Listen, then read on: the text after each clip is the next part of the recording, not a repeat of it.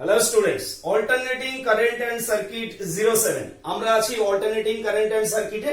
Alternating কারেন্টের উপর আমাদের লাস্ট ক্লাস ছিল আরএলসি সিরিজ সার্কিট।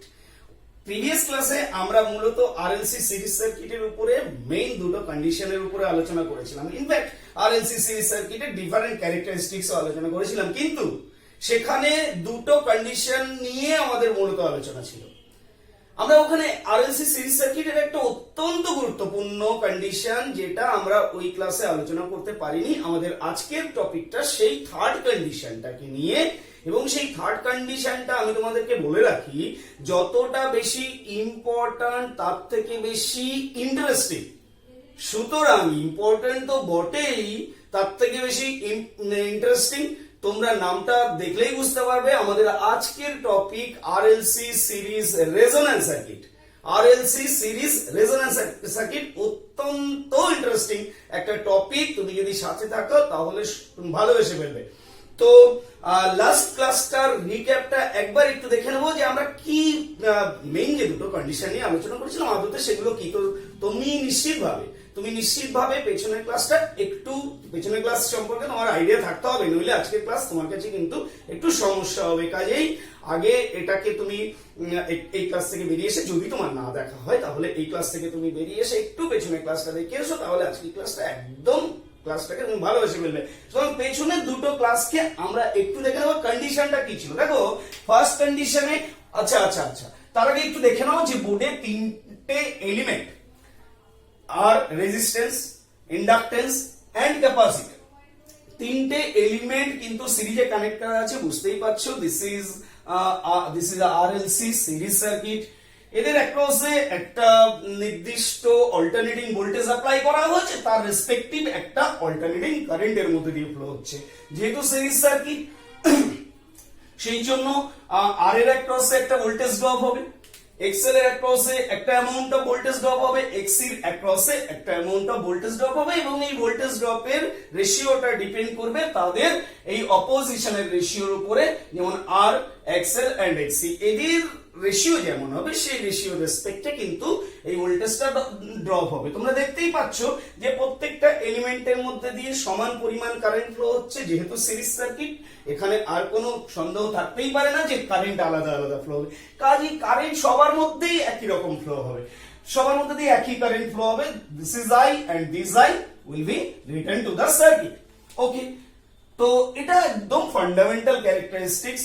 তো এখানে আমরা পেছনের ক্লাসে যেটা মূলত প্রিভিয়াস ক্লাসে যেটা মূলত দুটো কন্ডিশনের উপরে আমরা ফোকাস করেছিলাম। ফার্স্ট কন্ডিশন কি ছিল?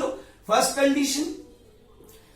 কন্ডিশনটা এরকম ছিল যে whenever VL greater than VC, আবার বলি VL greater than VC, whenever VL greater than VC or same সার্কিটে যদি কোন একটা নির্দিষ্ট সার্কিটে যদি VL greater than VC হয়, তাহলে সেই সার্কিটে অবশ্যই XL will be larger than XC. Mind it, if VL greater than VC, this সার্কিটে কি হবে? XL will be larger than XC. সেই সার্কিটটাকে আমরা কি সার্কিট হিসাবে কনসিডার করেছিলাম? ইন্ডাকটিভ। মনে করো ইন্ডাকটিভ সার্কিট হিসাবে কনসিডার করেছিলাম। সার্কিট ইন্ডাকটিভ হলে কি হবে? VL leads the VC by 180 degree, XL leads the XC by 180 degree। কিংবা আমি যদি এখানে একটু ভোল্টেজ ট্রায়াঙ্গেলটা তোমাকে একটু দেখাই, তাহলে তুমি বুঝতে পারবে যে সাপোজ দ্যাট যে কারেন্টটা এর মধ্যে দিয়ে ফ্লো হচ্ছে সেই কারেন্টের রেফারেন্স লাইনটা যদি আমি এটা ধরে নিই যে এই কারেন্টটা ফ্লো হচ্ছে through the entire circuit. Very good. আমি বলবো VR যেটা voltage drop across the resistor, এটাকে যদি দেখাতে হয় তাহলে ডেফিনেটলি এটা রেজিস্টিভ পোরশন। কাজেই এর মধ্যে যে ভোল্টেজটা ড্রপ হবে সেটা VR like that in phase with the current. This is current direction not magnitude. তো VR। এবারে যদি বলি XL এর ক্রসে ভোল্টেজ ড্রপটাকে তুমি তোমার ফেজরে কিভাবে দেখাবে, তাহলে definitely XL leads the current by 90 degree. VL leads the current by 90 degree. VL কারেন্টের থেকে 90 ডিগ্রিতে এগিয়ে যাবে, VR এর থেকেও 90 ডিগ্রিতে এগিয়ে যাবে।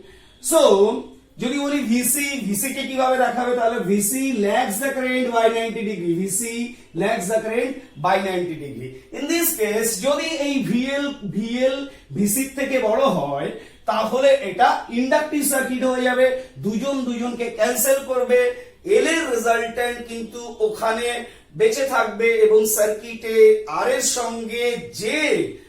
সঙ্গে যে প্রপার্টিটা আইদার এল অর এসি, এদের মধ্যে যে প্রপার্টিটা আর এর সঙ্গে ফাইনালি এখানে স্ট্যান্ড করবে, সার্কিট কিন্তু সেই সার্কিট, মানে ইন্ডাকটেন্স স্ট্যান্ড করলে ইন্ডাকটিভ সার্কিট, আর এর সঙ্গে ক্যাপাসিটেন্স স্ট্যান্ড করলে ক্যাপাসিটিভ সার্কিট। সিম্পলি এটা আমরা জেনেছিলাম। তো whenever VL greater than VC or XL greater than XC circuit কিন্তু ইন্ডাকটিভ। আমরা XL greater than XC ব্যাপারটা একটু বোঝাই, এটা ফার্স্ট কন্ডিশন ছিল আমাদের, ফার্স্ট কন্ডিশন। আমরা এটা দেখবো XL, আমরা যদি এটাকে বোঝার জন্য একটা ইম্পিডেন্স ট্রায়াঙ্গেল ড্র করি তাহলে এটা হচ্ছে তোমার কারেন্টের রেফারেন্স লাইন। আবার বলছি, তাহলে এখানে তোমার যদি R কে তুমি দেখাতে চাও তো দিস ইজ এর অপোজিশন আর। তো যদি XL কে তুমি তোমার ফেজারে দেখাতে চাও তাহলে XL leads the current by 90 degree, XL leads the current by 90 degree, কখনো এরা সেম ইন ফেজে যেতে পারে না। তো XL leads the current by 90 degree and XC, what about XC? XC lags the current by 90 degree. এগুলো পেছনের ক্লাসে বিস্তারে আলোচনা হয়েছে, নট অনলি পেছনে, এবার পরপর কিছু ক্লাসে আমরা এগুলো নিয়েই ডিল করছি। কাজে এখানে যদি XL বড় হয় দেন XC, XL যদি XC থেকে বড় হয় তাহলে এটা ইন্ডাকটিভ সার্কিট। তাহলে এখান থেকে বুঝতে পারি, ওখান থেকে বুঝতে পারি সিম্পলি। সেকেন্ড কন্ডিশনটা আমাদের কি ছিল? সেকেন্ড কন্ডিশন ছিল whenever VC greater than VL, mind it, VC greater than VL মানে সার্কিটে ক্যাপাসিটরের এক্সিস্টেন্স বেশি, সার্কিটে ক্যাপাসিটরের এক্সিস্টেন্স বেশি, or XC greater than XL, then circuit কি সার্কিট হবে? সেটা হবে ক্যাপাসিটিভ সার্কিট, ক্যাপাসিটিভ সার্কিট। এই দুটো কন্ডিশন নিয়ে আমরা বিস্তারিত আলোচনা করেছিলাম, সেখান থেকে ডিফারেন্ট ভ্যালু ডিটারমাইন করেছিলাম আমরা, পাওয়ার ফ্যাক্টর, পাওয়ার, এগুলো নিয়ে আমরা প্রচুর আলোচনা করেছি। সো থার্ড কন্ডিশন যেটা ছেড়ে দিয়েছিলাম পেছনের ক্লাসে, যেটা আলোচনা হয়নি মূলত, সেই কন্ডিশনটা হলো third condition whenever VL equals to VC, mind it, whenever VL equals to VC or XL equals to XC, দেখো আমি আবার বলছি, যে সার্কিটে VL greater than VC হবে সেই সার্কিটে XL greater than XC হবে, ডেফিনেটলি হবে। যে সার্কিটে, সিরিজ সার্কিটের কথা বলছি, যে সার্কিটে VC greater than VL হবে সেই সার্কিটে XC greater than XL হবে। যে সার্কিটে VL equals to VC হবে সেই সার্কিটে অবশ্যই কিন্তু XL equals to XC হবে, কারণ কারেন্ট তো সবার মধ্যে দিয়ে সমান, আর V equals to IR, V equals to IXL, V equals to IXC, সুতরাং V টা ডিপেন্ড করবে কিন্তু এর উপর। এরা যদি সমান হয়, এদের ভ্যালু যদি সমান হয় তাহলে voltage drop across the circuit, across the inductor equals to voltage drop across the capacitor. Very good. তো আমরা এখানে একটু ফেজারটাকে দেখার চেষ্টা করব যে যদি সার্কিটের কন্ডিশন এটা হয়, then this circuit is simply called resonance circuit.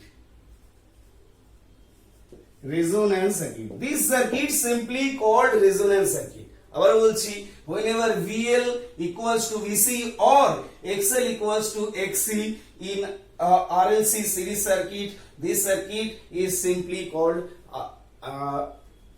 called resonance circuit. তো এখানে একটু ফেজারিক্যালি যদি আমরা ব্যাপারটাকে বোঝার চেষ্টা করি, আবারও বলবো, this is your VR, this is your VL and this one is your VC. মনে করা যাক যে কোনো একটা নির্দিষ্ট কন্ডিশনে VL এবং VC সমান হয়ে গেল। VL এবং VC যদি সমান হয়ে যায়, এদের মধ্যে angular displacement opposite in phase 180 degree, তোমরা দেখতেই পাচ্ছ। সুতরাং VL ক্যান্সেলড ভিসি। ভিএল কি করবে? ভিসি কে ক্যান্সেল করবে। whenever VL equals to VC, then VL cancelled VC simply, VL cancelled VC। VL যদি VC কে ক্যান্সেল করে, আমরা জানি যে এই তিনটে ভোল্টেজের রেজাল্টেন্ট ভোল্টেজটা হচ্ছে অ্যাপ্লাইড ভোল্টেজ, তিনটে ভোল্টেজের রেজাল্টেন্ট ভোল্টেজটা হচ্ছে অ্যাপ্লাইড ভোল্টেজ। তাহলে এদের রেজাল্টেন্ট কি হবে? রেজাল্টেন্ট ফাইন্ড আউট করতে গিয়ে তুমি দেখছো VL এবং VC একে অপরকে সম্পূর্ণরূপে ক্যান্সেল করে দিয়েছে। ক্যান্সেল করে দিলে এর রেজাল্টেন্ট যেটা আসবে এই VR টাই কিন্তু থেকে যাবে, VR টাই কিন্তু থেকে যাবে। তাহলে VL equals to VC হলে total voltage equals to applied voltage, simply applied voltage, অথবা total voltage equals to applied voltage, total voltage equals to applied voltage and equals to VR।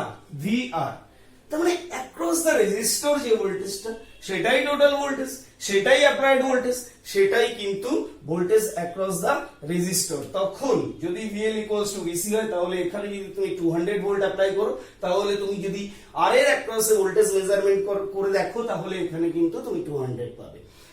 তাই বলে এখানে যখন তুমি 200 অ্যাপ্লাই করছো, একটা কথা বলে রাখি, এখানে যখন 200 ভোল্ট অ্যাপ্লাই করছো, তখন আর এর অ্যাক্রসে যদি তুমি 200 ভোল্ট মেজার করে পেয়ে গেলে, তার মানে এটা ভাবার কোনো কারণ নেই যে এল এর অ্যাক্রসে কোনো ভোল্টেজ তাহলে নেই, কারণ 200 ভোল্টে যদি পুরোটাই এখানে ড্রপ হয়ে যায়, তাহলে এ কি পাবে? জিরো। এ কি পাবে? জিরো। এটা তোমার মনে হতে পারে, কিন্তু আমি যদি তুমি ইন্ডিভিজুয়ালি এই এক্সএল এর অ্যাক্রসে কিংবা এল এর অ্যাক্রসে ভোল্টেজ মেজার করো, তাহলে কিন্তু ভোল্টেজ পাবে। তুমি যদি ইন্ডিভিজুয়ালি সি এর অ্যাক্রসে ভোল্টেজ মেজার করো, তাহলে কিন্তু ভোল্টেজ পাবে ইন্ডিভিজুয়ালি। এবং বলে রাখা ভালো যে এখানে যে ভোল্টেজ পাবে, এখানেও সেই ভোল্টেজ পাবে।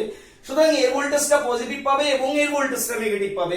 যদি তুমি এদের দুজনের অ্যাক্রসে ভোল্টেজ মেজারমেন্ট করো, তখন কিন্তু তুমি জিরো পাবে, কারণ এর পজিটিভ ভোল্টেজ এবং এর নেগেটিভ ভোল্টেজ যেমনটা দেখতে পাচ্ছ, এর একে অপরকে ক্যান্সেল করবে। ক্যান্সেল করলে এদের এই দুটো টার্মিনালে, মানে অ্যাক্রস এল এবং সি, এই দুজনের অ্যাক্রসে যদি তুমি ভোল্টেজটা মেজার করো, তাহলে কিন্তু তুমি জিরো পাবে। কিন্তু এদের অ্যাক্রসে ভোল্টেজ আছে, এদের অ্যাক্রসেও কিন্তু ভোল্টেজ আছে। তুমি যদি এর অ্যাক্রসে শুধু ভোল্টেজ মেজারমেন্ট করো, তাহলে একটা পজিটিভ ভোল্টেজ পাবে। এর অ্যাক্রসে যদি তুমি ভোল্টেজ মেজার করো, তাহলে তুমি একটা নেগেটিভ ভোল্টেজ পাবে। So whenever VL equals to VC, VL cancel VC কিংবা VC cancel VL, total voltage equals to applied voltage equals to voltage across the resistor। এবারে চলে আসি যে এই কন্ডিশনটা যখন হবে, তখন XL equals to also XC হবে। তাহলে এটা তোমার R, যদি ইম্পিডেন্স ট্রায়াঙ্গেল দিয়ে, ইম্পিডেন্স ফেজর দিয়ে বোঝার চেষ্টা করো, এটা তোমার R, it should be your XL and this one is your XC। বুঝতে পারছো? এরা দুজন যদি একে অপরকে ক্যান্সেল করে, XL equals to যদি XC হয়, এরা ক্যান্সেল করবে একে অপরকে। XL equals to যদি XC হয়, XL equals to XC, then they cancelled each other,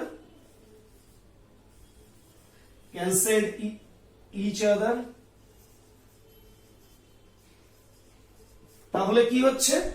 এরা একে অপরকে ক্যান্সেল করে গেলে রেজাল্টেন্ট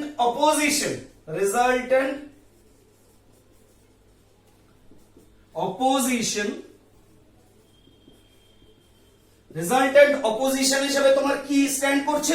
দেখো, শুধুমাত্র আর স্ট্যান্ড করছে। So resultant opposition equals to R, equals to, আমি যদি বলি এই সার্কিটের টোটাল অপোজিশন কত, তুমি বলবে আর এর ভ্যালু যা। আমি যদি বলি ইম্পিডেন্স কত, impedance equals to total opposition, তুমি বলবে জেড। সুতরাং আর ইকুয়ালস টু জেড, খুব important, R equals to Z. whenever circuit is resonance, then Z equals to R, মানে সম্পূর্ণ অপোজিশন ইকুয়ালস টু কিন্তু রেজিস্ট্যান্স। তো এখানটার রেজাল্টেন্ট ফেজর কি হবে? They will cancel each other and resultant phasor হবে R equals to Z, total opposition. দেখে নাও, ভালো করে দেখে নাও, তারপর আমি এটাকে ক্লিয়ার করব। এবং এখানে একটা কথা বলতে চাই যে R ইকুয়ালস টু Z যখন, তার মানে এটা হচ্ছে সার্কিটের minimum impedance, impedance, Z equals to impedance, minimum impedance. দেখো মিনিমাম ইম্পিডেন্স কেন, এখানে যদি এদের মধ্যে কেউ একজন বেঁচে থাকতো, অল্প বেঁচে থাকতো, তাহলে সার্কিটের রেজাল্টেন্ট অপোজিশন কি হতো, তার সঙ্গে আমরা পিথাগোরাসের ফর্মুলা অ্যাপ্লাই করে অতিভুজটা হতো আমাদের অপোজিশন। সাপোজ দ্যাট মনে করা যাক যে এখানে কিছুটা, আচ্ছা এখানে কিছুটা এক্সি কিছুটা বেঁচে আছে, তাহলে এখান থেকে রেজাল্টেন্ট ড্র করতে হতো, সেই অতিভুজটা হতো জেড, সেই অতিভুজটা হতো জেড। যদি এক্সেল বেঁচে থাকতো তাহলে এখান থেকে আমার রেজাল্টেন্ট ড্র করতে হতো, সেই অতিভুজটা হতো আমার ইম্পিডেন্স। সুতরাং এই অতিভুজটা আরো বেশি ভ্যালুর হয়ে যেত। কাজে এখানে শুধু তোমার বেসটাই থেকে যাচ্ছে এবং base is equals to impedance হচ্ছে। তাহলে এই কন্ডিশনে, একমাত্র এই কন্ডিশনে ইম্পিডেন্স হচ্ছে সব থেকে কম, এর থেকে কম ইম্পিডেন্স হতে পারে না রেজোন্যান্স সার্কিটে। রেজোন্যান্স সার্কিটে ইম্পিডেন্স ইকুয়ালস টু যদি আর হয় কিংবা আর ইকুয়ালস টু যদি ইম্পিডেন্স হয়, তাহলে সেটাই হচ্ছে সর্বনিম্ন ইম্পিডেন্স। ক্লিয়ার? ওকে, এটুকু ক্লিয়ার করলাম, ভেরি গুড। তো এবারে আমরা দেখব যে কি বললাম, সব থেকে কম অপোজিশন হবে এবং total voltage V equals to V R. আবারও বলছি, এক্সেল এর অ্যাক্রসেও কিন্তু ভোল্টেজ মেজার করলে পাবে, এক্সি এর অ্যাক্রসেও ভোল্টেজ মেজার করলে পাবে, কিন্তু যদি দুজনের অ্যাক্রসে ভোল্টেজ মেজার করো তাহলে পাবে না। Okay, next, what about current?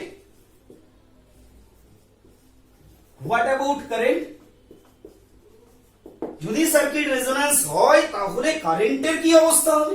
Current equals to, simply formula put করো, কারেন্ট আই ইকুয়ালস টু, একটা অল্টারনেটিং কারেন্ট সার্কিটের আই যখন তুমি ডিটারমাইন করো তখন তুমি কি লেখো, I equals to V by Z.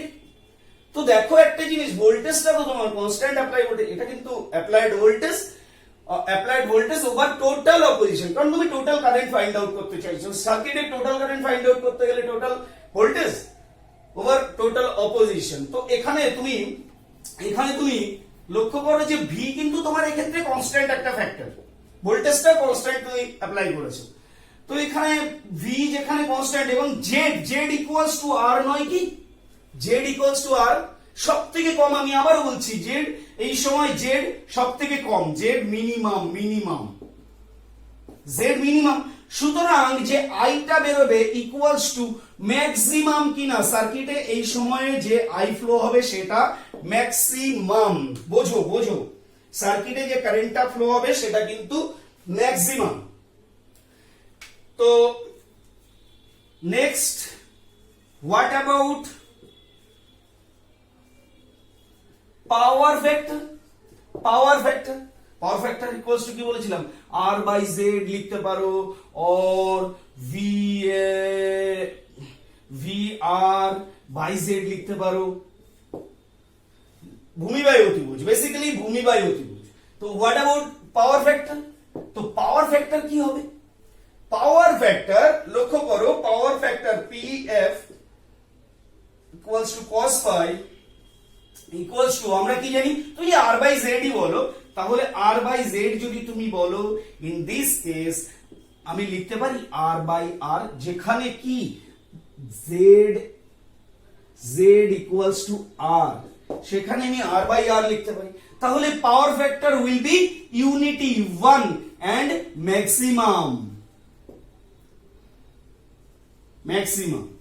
Condition গুলো লক্ষ্য করো, এই কন্ডিশন গুলো নিয়ে তোমাকে কাজ করতে হবে, পাওয়ার ফ্যাক্টর উইল বি ম্যাক্সিমাম। হলো? ওকে, পাওয়ার ফ্যাক্টর যদি ম্যাক্সিমাম এবং 1 হয়, তাহলে একটা জিনিস ভেবে দেখো যে এই circuit becomes pure resistive circuit. তাই নয় কি? আমরা কি জানি, পিওর রেজিস্টিভ সার্কিটে কারেন্ট এবং ভোল্টেজের মধ্যে কোনরূপ ফেজ অ্যাঙ্গেল থাকে না, কোনরূপ অ্যাঙ্গুলার ডিসপ্লেসমেন্ট থাকে না, এবং সেক্ষেত্রে পাওয়ার ফ্যাক্টর ইউনিটি হয়, এবং সার্কিট, এটা পিওর রেজিস্টিভ সার্কিটের ক্ষেত্রেই হয়, এই কন্ডিশনটা ফুলফিল হয়।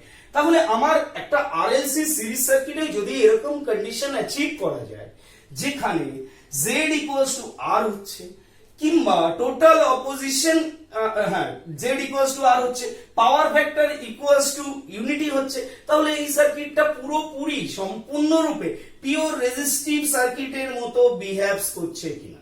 অবশ্যই করছে, অবশ্যই করছে। এবং এই সার্কিটে V and I, voltage and current, is in phase. খুব গুরুত্বপূর্ণ এই বিষয়গুলো, এই তথ্যগুলো ভীষণ গুরুত্বপূর্ণ, কাজে এগুলো নিয়ে তোমাকে কাজ করতে হবে, এগুলো তোমার প্রবলেমে থাকবে, এগুলো নিয়ে তোমাকে উত্তর করতে হবে। ওকে, হলো এ পর্যন্ত। যদি হয় দেখো, আমার মনে হয় তোমরা যদি কপি করো তাহলে ভালো হবে। তো এটা হচ্ছে রেজোন্যান্স সার্কিট, এবং এর সাথে আমি বলছি যে রেজোন্যান্স সার্কিটের সময় কি কি condition, voltage equals to VR, total voltage, Z equals to R, current will be maximum because I equals to V by Z and V by R. In this case, current equals to maximum, power factor equals to maximum, circuit behaves like pure resistive circuit, V and I is in phase. এখন প্রশ্ন হচ্ছে at which frequency, কোন ফ্রিকোয়েন্সিতে সার্কিটটা resonance সার্কিটের মতো, resonance circuit হবে কিংবা পিওর রেজিস্টিভ সার্কিটের মতো বিহেভ করবে। প্রশ্নটা হচ্ছে যে at which frequency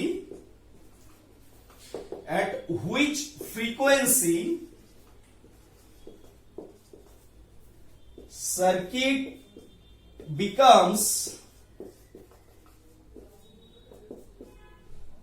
রেজোন্যান্স। বুঝো যে অল্টারনেটিং কারেন্টের যে সার্কিটটা এখানে ড্র করা হয়েছে, এই সার্কিটটাকে রেজোন্যান্স করতে গেলে ফ্রিকোয়েন্সি কত হতে হবে? এই সার্কিট রেজোন্যান্স হলে সেই সময় এট দিস টাইম, যে সময় রেজোন্যান্স সার্কিটটা যে সময় রেজোন্যান্স, সেই সময় ফ্রিকোয়েন্সি কত হতে হবে? দেখো, যে রেজোন্যান্স ফ্রিকোয়েন্সি, তাহলে যে ফ্রিকোয়েন্সিতে এই ঘটনাটা ঘটবে সেই ফ্রিকোয়েন্সিকে আমরা বলবো রেজোন্যান্স ফ্রিকোয়েন্সি, সেই ফ্রিকোয়েন্সিকে আমরা বলবো রেজোন্যান্স ফ্রিকোয়েন্সি। রেজোন্যান্স ফ্রিকোয়েন্সি আমরা এফ সাফিক্স আর দিয়ে ডিনোট করব। তো একটু ভেবে দেখো যে আমরা কি জানি, যে রেজোন্যান্স কন্ডিশনটা এরকম, XL equals two XC, resonance কন্ডিশনটা এটা।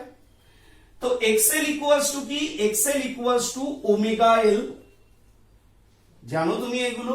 এক্সসি ইকুয়ালস টু, যদি না জানো পেছনের ক্লাস দেখে এসো, XC equals to 1 by omega C. Omega কি? ওমেগা হচ্ছে angular velocity, L inductance, XC equals to capacitive reactance, 1 by omega c angular velocity and c for capacitance. So xl equals to omega l, xc equals to omega c. At this condition আমি এখানে কি লিখতে পারি? omega l equals to 1 by omega c, 1 by omega c। দেখো omega equals to যদি determine করি এখানে, তাহলে omega equals to হয়ে যাবে omega square equals to 1 by omega square equals to 1 by LC। তো omega equals to হয়ে যাবে 1 by under root LC, এর root 1 by under root LC। তো এই যে omega equals to 1 by under root LC, এটা হচ্ছে যে সময় সার্কিট রেজোন্যান্স, সেই সময়কার অ্যাঙ্গুলার ভেলোসিটি, সেই সময়কার angular velocity, don't forget it. Okay, তো আমি দেখি ফ্রিকোয়েন্সিটা কত। আমরা কি জানি? xl equals to xc। দেখো এটা কি তুমি ইউটিলাইজ করো, omega equals to 1 by under root LC। তো এটা পেলাম omega equals to 1 by under root LC। Omega equals to কি? Angular velocity equals to 2 pi f equals to 1 by under root LC। So f frequency, এই ফ্রিকোয়েন্সিটাই, যে ফ্রিকোয়েন্সিতে resonance হবে সেটাকে fr লিখবো, fr। তো fr equals to 1 by 2 pi under root LC। অত্যন্ত সহজ, তুমি একদম কঠিন করে ভাবার কোনো দরকার নেই, অত্যন্ত সহজ। দেখো এই যে ফ্রিকোয়েন্সির যে ফর্মুলাটা পেলে, এই ফর্মুলাতে ফ্রিকোয়েন্সি কি হবে, রেজোন্যান্স ফ্রিকোয়েন্সি, মানে এই সময় সার্কিটটা রেজোন্যান্স হবে। তো রেজোন্যান্স ফ্রিকোয়েন্সির ফর্মুলা বুঝলে, দেখো যদি এখানে তোমার অ্যাঙ্গুলার ভেলোসিটি মানে ওমেগা ইকুয়ালস টু 1/√LC আর ফ্রিকোয়েন্সি ইকুয়ালস টু 1/2π√LC, বুঝে নাও ভালো করে।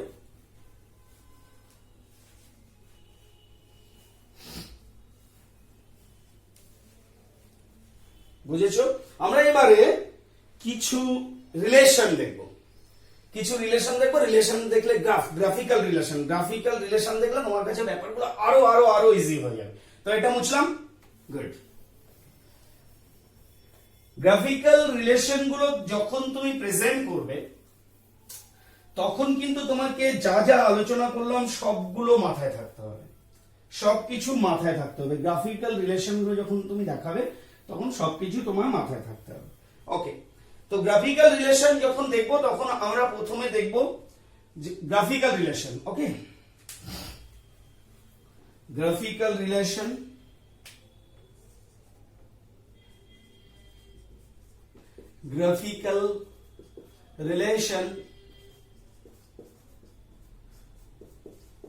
বিটুইন কার মধ্যে দেখবো, ফ্রিকোয়েন্সি অ্যান্ড রেজিস্ট্যান্স, আবার দেখবো frequency and inductive reactance and frequency and capacitive reactance. আগে এই গ্রাফটা দেখিনি। Graphical relation between frequency and resistance, frequency and inductive reactance, frequency and capacitive reactance। তো চলো লক্ষ্য করো, এটা হচ্ছে ফ্রিকোয়েন্সি। যখন আর এর সঙ্গে দেখছি এটা আর, তাহলে আমি একটা কথা বলি, at zero frequency দেখো এখানে তোমাকে মনে রাখতে হবে যে resistance does not depends on frequency। resistance does not depends on frequency, resistance কখনো ফ্রিকোয়েন্সির উপর নির্ভর করে না। তাহলে at zero frequency রেজিস্ট্যান্স যা হবে, তুমি ফ্রিকোয়েন্সি বাড়াচ্ছ, রেজিস্ট্যান্সের কি কোনো পরিবর্তন হবে? অবশ্যই নয়। তাহলে মনে করা যাক at zero frequency রেজিস্ট্যান্স হচ্ছে এটা, তো ফ্রিকোয়েন্সি বাড়ছে, রেজিস্ট্যান্স বাড়বেও না কমবেও না। সুতরাং এটা হচ্ছে রেজিস্ট্যান্সের সঙ্গে ফ্রিকোয়েন্সির রিলেশন, এটা রেজিস্ট্যান্স। আমি যদি এই দিকটা এক্সএল মনে করি, এক্সএল, তাহলে বুঝে দেখো যে এক্সএল ইকুয়ালস টু কি, XL equals to 2π of FL। তো এখানে XL is directly proportional to frequency simply। XL frequency dependent, XL inductive reactance হচ্ছে frequency dependent electrical quantity। তো যদি ফ্রিকোয়েন্সি বাড়ে XL বাড়বে, ফ্রিকোয়েন্সি যদি কমে XL কমবে, এদের সঙ্গে লিনিয়ার সম্পর্ক। XL is directly proportional to frequency, কাজেই at zero frequency XL will be zero, at maximum frequency XL will be maximum। তাহলে কার্ভ কি হবে?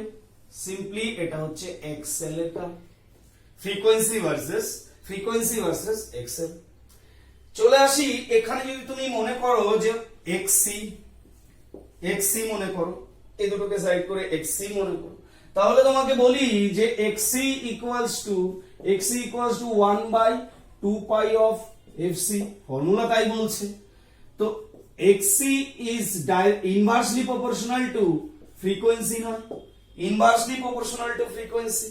তাহলে ক্যাপাসিটিভ রিঅ্যাকট্যান্স যদি ফ্রিকোয়েন্সির সঙ্গে ইনভার্সলি প্রপোর্শনাল হয়, at zero frequency capacitive reactance will be infinity, at zero frequency capacitive reactance will be infinity, at maximum frequency capacitive reactance will be minimum। তাহলে কি হবে? ফ্রিকোয়েন্সি যখন সর্বোচ্চ ক্যাপাসিটিভ রিঅ্যাকট্যান্স তখন কম, frequency যখন স্মল ক্যাপাসিটিভ রিঅ্যাকট্যান্স তখন large. So এর কার্ভটা হবে এরকম।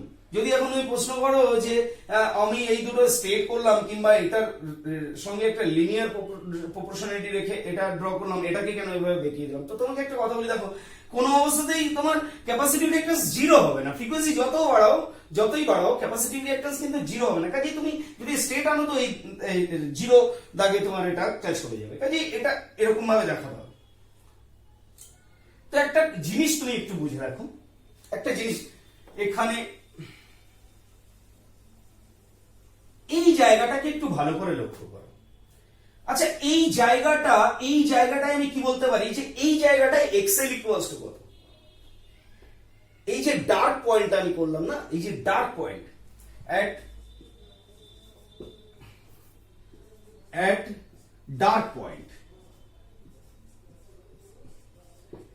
at dark point xl equals to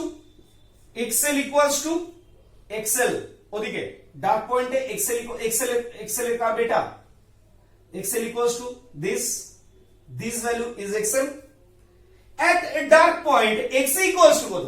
also this at dark point xl equals to xc নয় কি?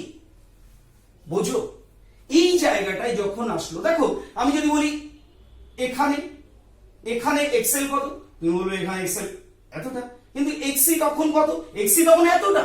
ভেবে দেখো এই জায়গাটা বুঝো যে এই জায়গাটায় যখন xl এর পরিমাণ এতটা তখন xc কত? তখন xc এতটা। আমি যদি বলি এখানে চলে আসি যে এই জায়গাটা xc কত? এই জায়গাটা xc এতটা, বাট xl এই জায়গাটা দেখো এতটা মাত্র, এতটা। বুঝো এই জায়গাটা। সুতরাং না আগে কখনো xl equals to xc হচ্ছে, না পরে xl equals to xc হচ্ছে, একবারই xl equals to xc হচ্ছে। একবারই এদের যদি রিলেশন, গ্রাফিক্যাল রিলেশনটা দেখো, তাহলে একবারই xl equals to xc হচ্ছে একটা নির্দিষ্ট ফ্রিকোয়েন্সিতে। সেই ফ্রিকোয়েন্সিটা এই এতটা একটা নির্দিষ্ট ফ্রিকোয়েন্সিতে xl equals to xc হচ্ছে। This frequency is called resonance frequency. যে ফ্রিকোয়েন্সিতে অল্টারনেটিং কারেন্ট সার্কিট, সিরিজ সার্কিটে, আরএলসি সার্কিটে মূলত xl equals to xc হচ্ছে, সেই ফ্রিকোয়েন্সিকে আমি কি বলবো? Resonance frequency. at dark point xl equals to xc at resonance frequency, মানে ওই রেজোন্যান্স ফ্রিকোয়েন্সিতে। এখন যদি বলো ফ্রিকোয়েন্সি, এই ফ্রিকোয়েন্সিতে xl equals to xc হচ্ছে, দেখো আর কিন্তু এর উপর ডিপেন্ডেন্ট, আর এর ভ্যালু এখানেও হতে পারে, আর এর ভ্যালু এখানেও হতে পারে, আর এর সঙ্গে এদের কোনো সম্পর্ক নেই। আর এখনই এই কিছুর মধ্যে পার্টিসিপেট করবে না। আর পার্টিসিপেশনটা অনেক পরে, যখন ব্যান্ডউইথ, রেডিও টিউনিং এগুলো দেখাবো, তখন আর এর পার্টিসিপেশন আর কিভাবে ইনভলভ হচ্ছে সার্কিটে, আর কিভাবে ডমিনেট করছে সেটাকে কিন্তু দেখো। কিন্তু এই সময় কিন্তু আর একেবারে ইন্ডিপেন্ডেন্ট, আর এর মতো চলছে। সুতরাং এখানে at resonance this frequency xl equals to xc, অবশ্যই at this frequency VL equals to কিন্তু VC, don't forget it, ওকে? তো আমি বলছি যে যদি এরকম হয়, ফ্রিকোয়েন্সি যদি একটু কমে যায়, তাহলে কি হচ্ছে? দেখো ফ্রিকোয়েন্সি যদি এই ফ্রিকোয়েন্সিতে আসি, এই ফ্রিকোয়েন্সিতে xl কত? দেখো এতটা। xc কত? দেখো xc এখানে নেই, xc হচ্ছে এতটা, মানে xc বেশি, মানে কম ফ্রিকোয়েন্সি। তুমি একটু লক্ষ্য করো, ফ্রিকোয়েন্সিতে ওদিকে বাড়ছে, কম ফ্রিকোয়েন্সিতে xl কম বাট xc বেশি। এবারে যখন তুমি বেশি বাড়িয়ে দেবে ফ্রিকোয়েন্সি, সাপোজ দ্যাট এই ফ্রিকোয়েন্সিতে কথা বলছো, তার মানে এটা রেজোন্যান্স ফ্রিকোয়েন্সি থেকে বেশি। রেজোন্যান্স ফ্রিকোয়েন্সি থেকে যদি ফ্রিকোয়েন্সি বেশি হয়, তাহলে সার্কিটে xc কমে যাচ্ছে, এন্ড xl বেড়ে যাচ্ছে। তার মানে যদি ফ্রিকোয়েন্সি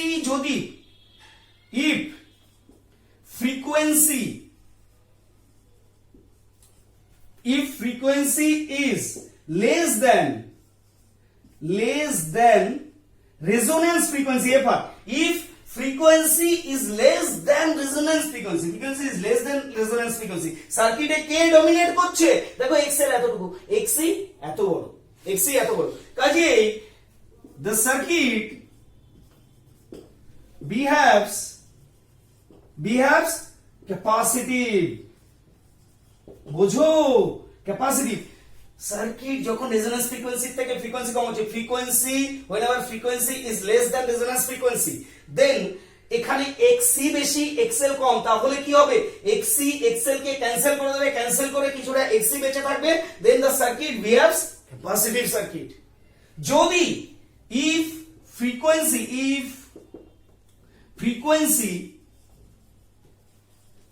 is greater than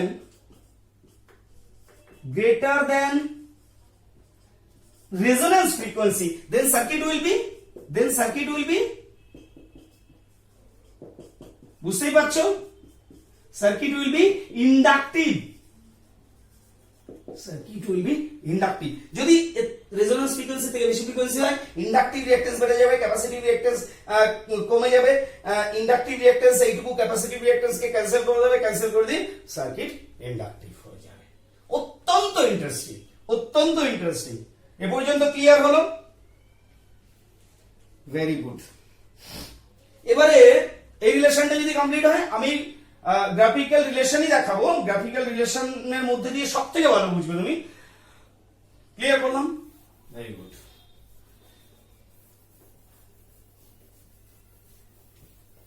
তো আমরা কি দেখলাম?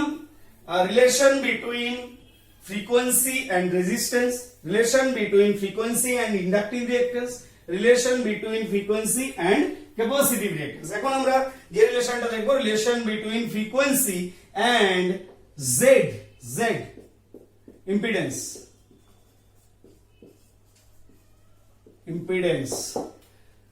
তো দেখো z ফ্রিকোয়েন্সি এখানে জেড আর ফ্রিকোয়েন্সির মধ্যে রিলেশনটা বুঝতে গেলে তোমাকে একটু এক্সএল ইকুয়ালস টু কি, XL is directly proportional to frequency, একটু আগেই বললাম, একটু উপর দেখাই, XL is directly proportional to frequency, XC inversely proportional to frequency, and z equals to under root r square plus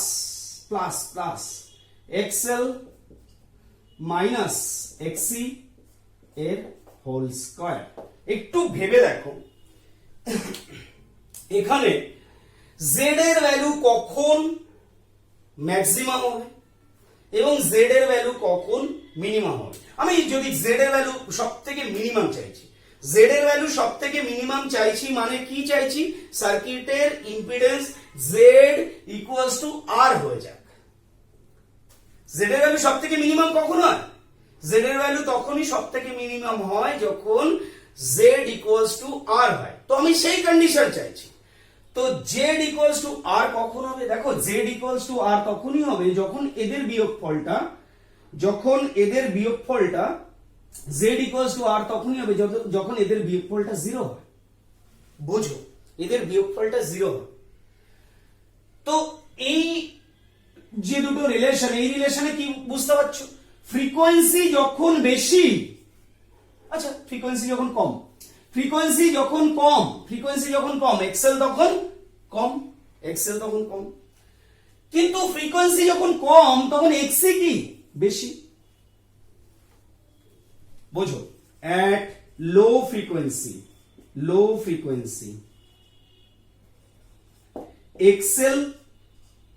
XL কি হবে? স্মল। লো ফ্রিকোয়েন্সিতে XL স্মল, XC লার্জ। তাহলে XC লার্জ XL স্মল বিয়োগফলটা কি 0 হবে? পসিবল নয়।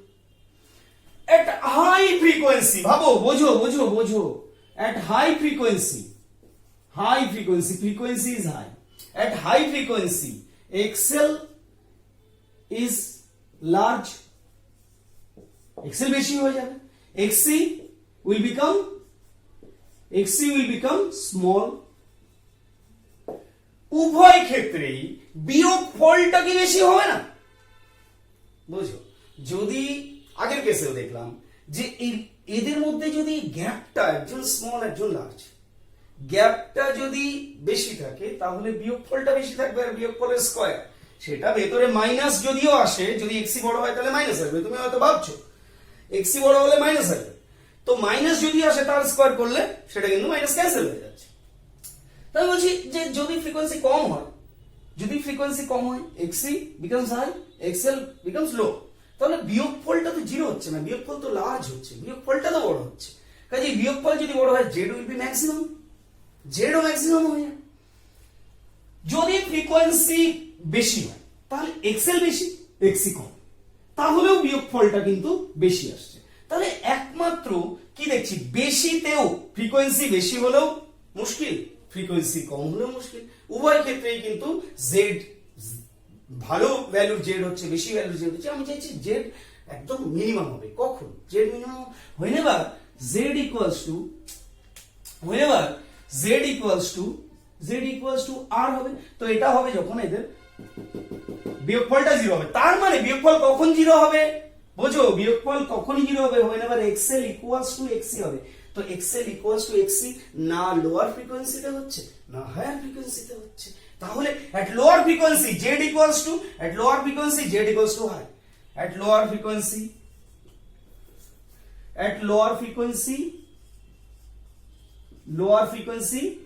z is high।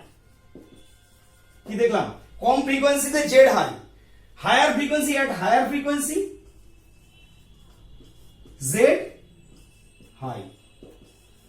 তাহলে z low কখন হবে, xl equals to যখন xc হবে, কত ফ্রিকোয়েন্সিতে, না লোয়ার না হায়ার, না লোয়ার না হায়ার। দেখো লোয়ার ফ্রিকোয়েন্সিতেও জেড হাই, হায়ার ফ্রিকোয়েন্সিতেও জেড হাই, তাহলে কখন সব থেকে কম হবে, মিডিয়াম ফ্রিকোয়েন্সিতে। তাহলে গ্রাফটা কেমন হবে,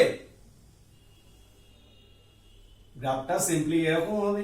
দেখো এইখানে জেড সব থেকে কম, এইখানে এই পয়েন্টটাতে জেড সব থেকে কম, ফ্রিকোয়েন্সি কত, এখানে যে ফ্রিকোয়েন্সিটা সেটাকেই বলবো এফআর, রেজোন্যান্স ফ্রিকোয়েন্সিতেই এটা হয়। এইখানে এই পয়েন্টটার কথা যদি বলো তাহলে এটা হচ্ছে লোয়ার ফ্রিকোয়েন্সি, এটা হচ্ছে দেখো এই যে এটা যদি f1 লিখি আর এইটাকে যদি f2 লিখি, f2 এটাকে যদি f2 লিখি, তাহলে এখানে তুমি লক্ষ্য করো যে fr is much more than f1, f1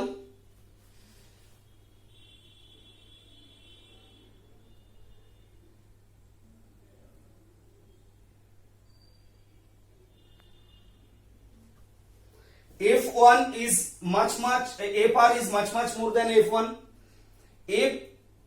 fr is much less than f2। Clear? বোঝো ফ্রিকোয়েন্সি ভার্সেস ইম্পিডেন্স, এরপরে যাব frequency versus current. Frequency versus current, তো এইটা একটু থাক, এটা একটু থাক, জেড এর সঙ্গে এই রিলেশনটা একটু থাক। তো frequency versus current, I, this is current I and this is your frequency।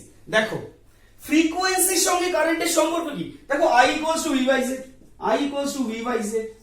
তাহলে Z যেখানে ম্যাক্সিমাম কারেন্ট সেখানে মিনিমাম, Z যেখানে মিনিমাম কারেন্ট সেখানে ম্যাক্সিমাম, বুঝছো? Z যেখানে মিনিমাম কারেন্ট সেখানে ম্যাক্সিমাম, Z এখানে মিনিমাম কারেন্ট এখানে ম্যাক্সিমাম, Z এখানে ম্যাক্সিমাম কারেন্ট এখানে মিনিমাম, Z এখানে ম্যাক্সিমাম কারেন্ট এখানে মিনিমাম, তাহলে এইটাই পাল্টে যাবে না। দেখো this is the characteristics graph between I and F। at this frequency current is maximum and this is resonance frequency। দেখো এই ফ্রিকোয়েন্সিতেই Z মিনিমাম, যেখানে মিনিমাম হবে। দেখো লো ফ্রিকোয়েন্সিতে কি হয়েছিল, লো ফ্রিকোয়েন্সিতে জেড ম্যাক্সিমাম, তো লো ফ্রিকোয়েন্সিতে জেড ম্যাক্সিমাম হলে এখানে কারেন্ট মিনিমাম, বোঝো? তারপরে power relation between frequency and power, মুছে দিলাম এটা।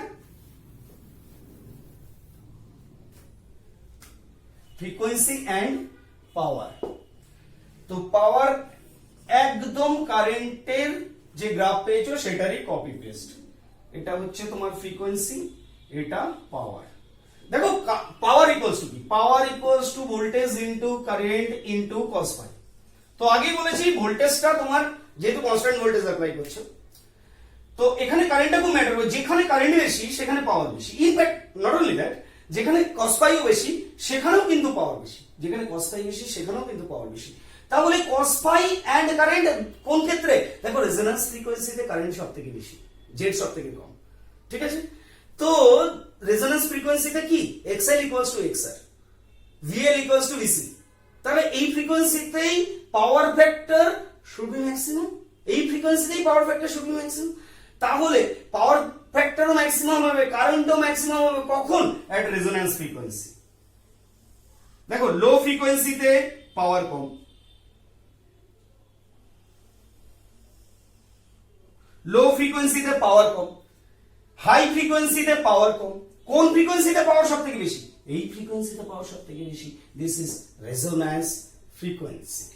এটা যদি তোমার কাছে ক্লিয়ার হয়, একটু একটু ভালো করে মন দিয়ে দেখো, একদম সহজ এবং অত্যন্ত ইন্টারেস্টিং, খুব ইন্টারেস্টিং।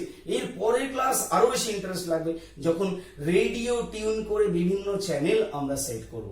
রেডিও টিউন করে এটা দি কোয়ালিটি ফ্যাক্টর, ভীষণ ইম্পর্ট্যান্ট একটা কোয়ালিটি ফ্যাক্টর, ভীষণ important topic. Quality factor, bandwidth, sharpness, এইগুলো নিয়ে যখন আলোচনা করবো তখন আরো এটা যদি তোমার ক্লিয়ার না থাকে তুমি কিন্তু ওটা বুঝতে পারবে না। আমি আবারও তোমাকে অ্যালার্ট করে দিচ্ছি যে আজকের ক্লাসটার সম্পর্কে যদি ধারণা একদম স্বচ্ছ থাকে, রেডিও টিউন কিভাবে হচ্ছে, কোন চ্যানেল কিভাবে রেডিওতে সেট হচ্ছে, কোন ফ্রিকোয়েন্সিতে রেডিও চলবে, সবকিছু, রেডিও শুধু নয় টিভি অলসো কিভাবে চলে, ব্যান্ডউইথ কি, শার্পনেস কি, কোয়ালিটি ফ্যাক্টর কি, এগুলো নিয়ে পরের ক্লাসে খুব তাড়াতাড়ি তোমাদের সঙ্গে দেখা হবে।